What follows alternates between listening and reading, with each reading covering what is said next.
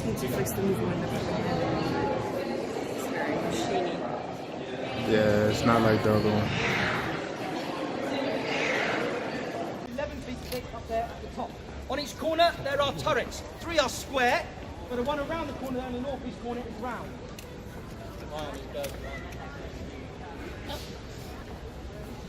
See one coming, let me know. Got a red band on there. Right, the one in the northeast corner is round. That's because it was in there that the very first Royal Observatory was established before it was moved to Greenwich in 1675. Now above each one of those turrets there's a large crown in gold leaf, and beneath that a weather vane showing the royal standard. That denotes that this is still an official royal palace and fortress. Who did not know that? Okay, well, to be fair, I have said it 7 times already on the call. Pay attention. Right, although it's no longer used as a royal residence, it did serve as one for its first 600 years, with the last monarch to reside there being King James I in 1603. And he lived up there on the very top floor. Now the floor below that would have been occupied as a banqueting hall, a council chamber, accommodation for knights and their ladies, and the chapel of St John the Evangelist, the oldest working Norman chapel in the whole of Europe. The floor below that would have been occupied by servants and retainers. But there is another floor. It is down there below ground. It is dark, it is cold, there are no windows, and it is wet. Perfect for wine. And it was used as storage for wine and provisions, but it also had a far more sinister use as a dungeon and torture chamber. And in there, despicable instruments of torture would have been used on poor, unfortunate souls. No cries of anguish would have been heard outside those 15 feet thick walls. It was a dark and evil-smelling place, lit only by the candles of the torture. Today, it's brightly lit, and very little trace of its former use remains. However, when you go inside there, I challenge you to put your ear up against the stonework of the walls and listen very carefully. You will still hear cries of anguish. You will still hear sounds of torment emanating from the basement area, because inside there now, you're going to find another one of our gift shops. You're laughing, but you've got the price to get out of it. Right, also here on the grass area behind me, we see some of our colleagues, some nice, some not so nice. And there's an ancient legend about these large birds. They are the ravens of the Tower of London. Now the legend states that if the ravens ever leave the Tower of London, the white tower will crumble to dust and a great disaster will befall the monarchy. And so by royal decree from King Charles II in 1645, we must keep 6 ravens here at all times. That is the legend. However, there's a little bit more to the story. And the story goes right back to the Battle of Hastings, and it is claimed to be shown on the Bayeux Tapestry that William the Conqueror fights under the banner of a raven. He is alleged to have given a grand speech here when he decided to settle and drove his banner into the ground and said, "As long as my banner stands, England will be protected." At the time that this was constructed, it took 20 years to build. Those people that were building it would supplement their diets by eating the wild ravens that were here already. This was built on an old Roman fort, an old Roman execution site, and there were hundreds of ravens scavenging here at the time. They would supplement their food diets, eat the meat from the ravens, and discard their bones. Their bones would be gathered up, dried out, crushed, and mixed into the mortar of the cement that holds those walls together. Now, being quite pious and religious in those days, what they believed is that if the live ravens ever left here, they would take the souls of the dead ravens and their bones would turn to dust. Therefore, the White Tower will crumble and fall. And that kind of makes sense in their own kind of way. However, we move forward now to 1675. In that round turret, remember I told you that's where the very first Royal Observatory was established. Now, the royal astronomer, a man called John Flamsteed, he goes and he petitions King Charles II. Says, "I'm having a huge amounts of problem here, studying the stars and planets, because all of your ravens are making a mess of my telescope. Can we get them cold and get rid of them?" And initially the king agrees, but then one of his advisors reminds him of this legend, and he takes a moment to think about what's happened in his own lifetime. What happened to King Charles II's father, King Charles I? He was a bit added. Sorry? He had his head cut off, didn't he? That's not good. What happened in London in 1666? We had a small fire that burnt down London. Oh, man. Do it again, Bertie. He likes the attention. Go.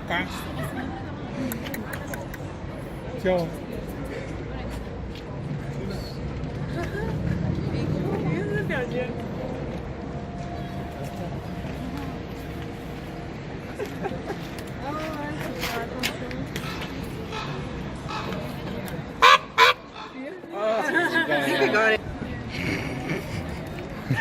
It's crazy. That's funny. Beh, ma mezzo.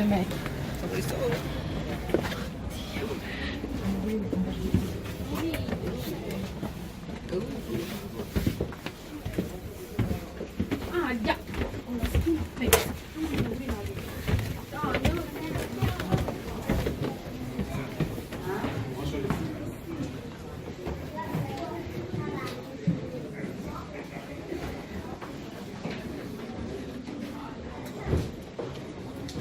Huge orange.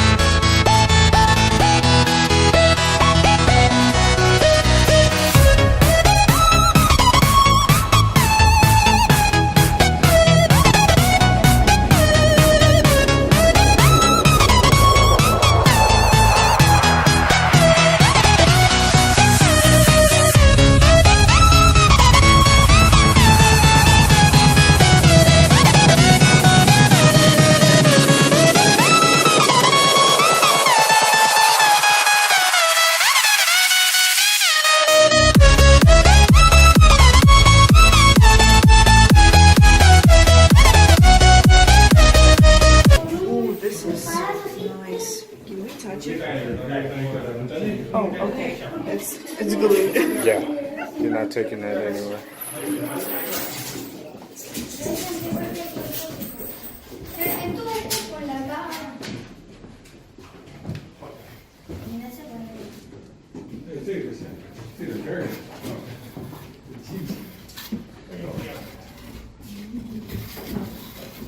Man, can you imagine how heavy it is if it's like your entire body covered? That's actually pretty light. Yeah, for like a little piece. But then you have this, and then like shoulder metal pads and other metal pads.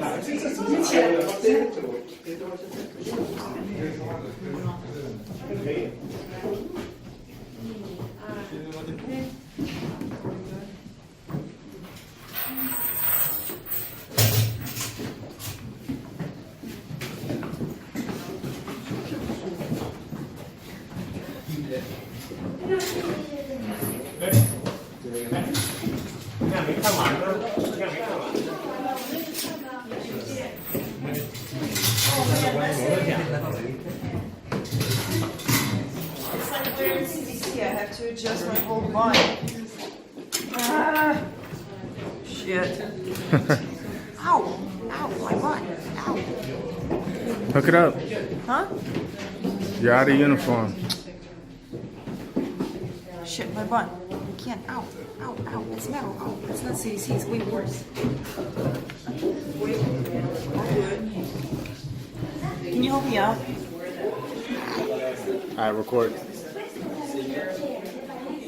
Yeah. It's recording. Oh, okay. I'm recording you. Your mouth, your eyes, your nose. It doesn't really hook up. Alright. Alright. You look legit though. Cool. Hold on. Let me get a picture. Alright, good. I wish there was like an arrow and stuff. It's pretty heavy. Yeah, that's a kitty size. Alright, take me out. Huh? Yeah. Are you taking a picture? How can you take a picture while taking a video? It's possible. I just haven't figured it out yet. Oh, okay. I thought that's a kitty size. Oh, there we go. Yeah, switch because they want to do it too. There's like no padding in here. Yep. Oh, you look nice. It's very crooked though. It needs to turn like this. Yeah. Oh my god. That's funny. Here you go.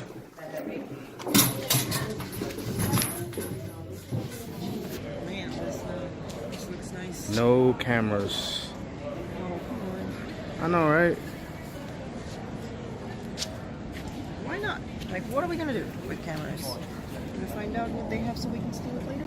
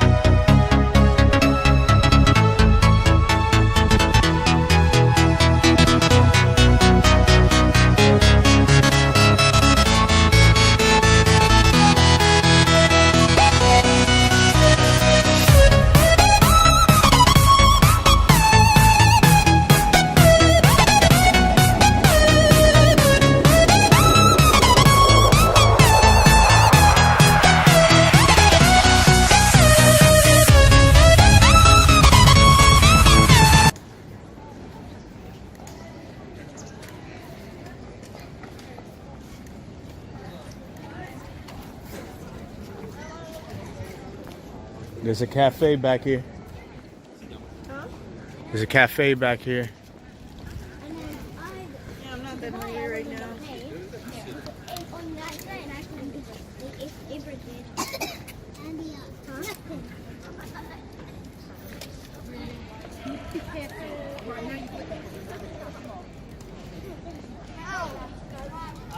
Oh no, it's not no arms or legs.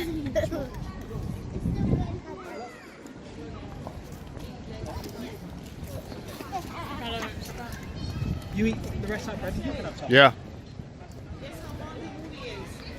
2 hours. 2.5 hours. 3. So, since it's almost 3, we're not gonna be. Let's count. It's 163 minutes. Hey. 2 hours, 40 minutes. 2 hours, 40 minutes. If we are done with the movie, we can still be on time to the Harry Potter shop. Forget the movie then, because we can watch the movie anytime. Yeah. But You're not gonna on be the- here. on You're the not gonna. IMAX though. You're not gonna be here like forever. Okay. So our time's Oh, valuable. okay. Never mind. It's sold out. Oh, great. No problems then. Yep. Gentlemen and ladies, gather round now to defend the Tower of London. Step this way, come over here and defend the Tower of London. This way. We need brave men, brave women, brave children. We'll take anyone. Gather round now to defend the Tower of London. Step this way.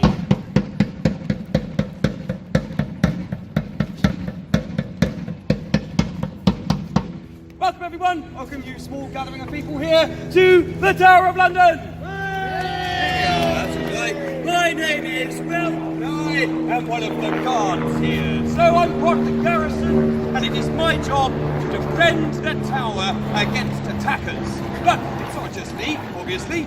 No, by joining me over here, you are part of the garrison as well. You have a job, don't worry, it's a very easy job. Because, well, it's a huge fortress. It's easy to defend. We have the great keep in the centre, now known as the White Tower, and built by William the Conqueror in 1078. But later kings, they added the walls and these towers you can see, and outside those, more walls and more towers, and outside those, a great moat.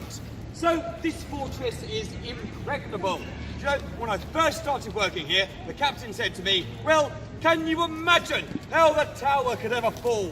And I screamed, never! I want to make a good first impression. So I ask you the same question. Will the tower ever fall? Never! Right. Never! I've got far better castles like this in Wales. I'm here with my army, my siege weapons, and I will reduce this place to rubble. Don't panic, everyone, don't panic. This is Gilbert de Clare, the Earl of Gloucester. Sometimes mighty lords like him do challenge the king's power, but as long as we are inside the fortress, we are safe. Safe? None of you are safe. It doesn't take a baron's army to breach these walls. Beware the common people. We will overrun the tower and kill everyone in our way. Don't panic, stop panicking. Whether you be a mighty lord or a revolting peasant, it does not matter. Within these walls, we are safe. I have a fleet of pirates, an army of Kentish mercenaries, and I have cannons ready to smash this tower to smithereens. That is indeed Sir Thomas Neville, the so-called bastard of Falkenberg. But whether you be this lord, this peasant, or this bastard, it doesn't matter to us. We do not fear them, do we? I say to you, Greg, go on, gather your armies, do your worst. Go on, do your worst. You don't want them doing their best, I tell you. So, I should be honest with you though, the tower has been attacked on many occasions.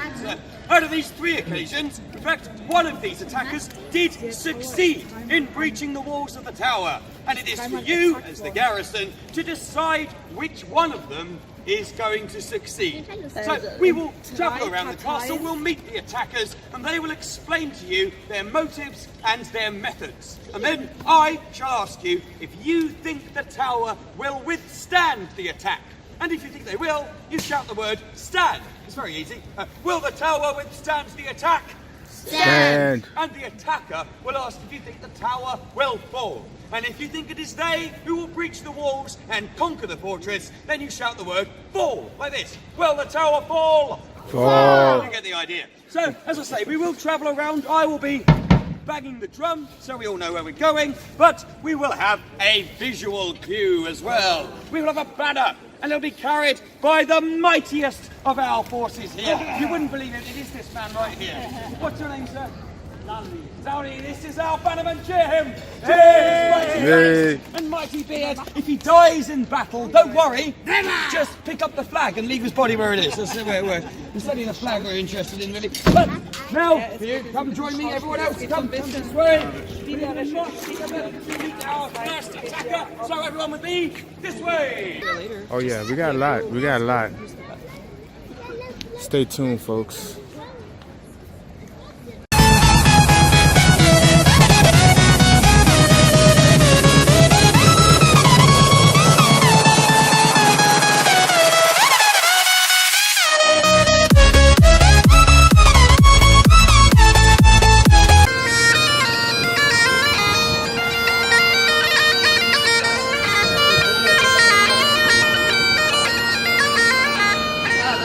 We'll be late.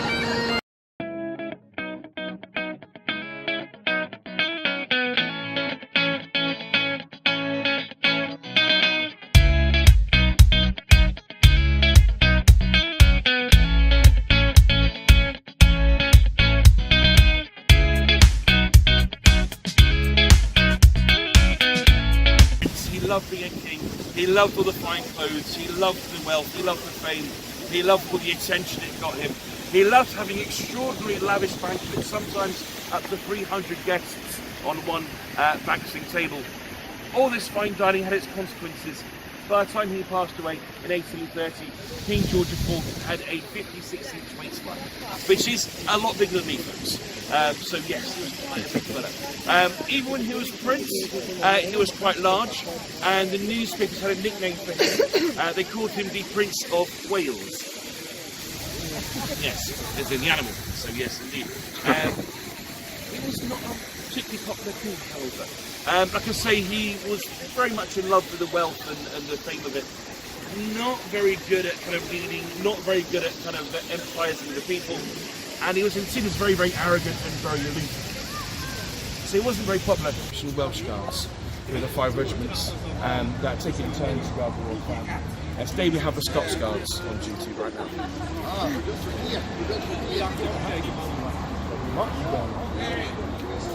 They stand there for 2 hours at a time, and when they're standing still, they're meant to be completely still. But that is a long time to stand so still.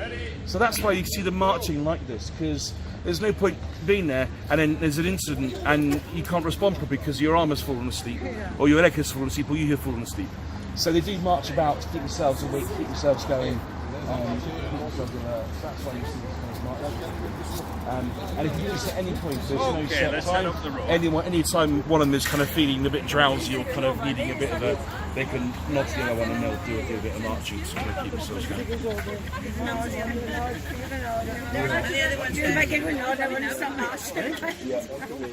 Welcome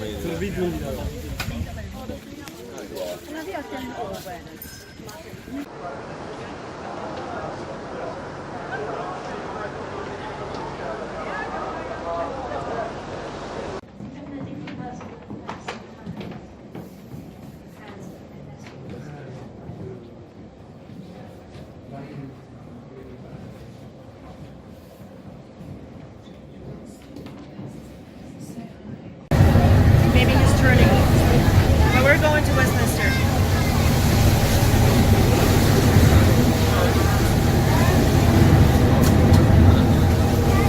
Wait, did you look at the ferry before we boarded?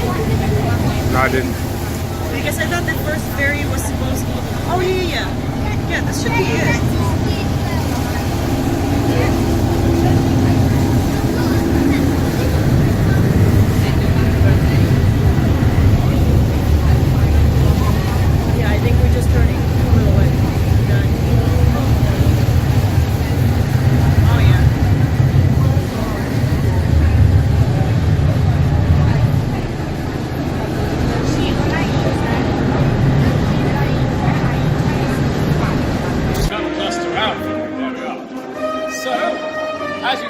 Standing in the area of Southwark, or more specifically, you are now in Fleet Street.